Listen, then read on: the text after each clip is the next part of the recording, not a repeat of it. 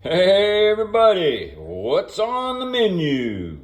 Well, tonight we've got Grandma Pinelli's Sicilian meat sauce with mushrooms. Oh yeah, this is gonna be so good when we lay that up over some nice al dente linguine.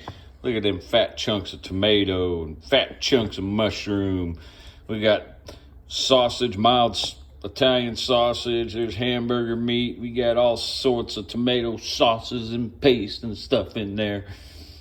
I would be more than glad to go ahead and share this recipe, but she told me a long time ago before she passed away to never share this one, and you don't want to piss off a Sicilian, especially when she's in heaven and can be watching over you. Tell you what, though, y'all get down there in the comments, like, subscribe, and share this with all your friends, and tell me what you're having for dinner tonight. Don't be shy. It doesn't matter. It could be a bologna sandwich with cheese. Just make sure you fry that bologna. Y'all get down in there. Let me know. This is going to be cooking about another 4 hours, so there's going to be a whole lot here for everybody that's coming by to eat tonight. That's all I got to say. Y'all, peace.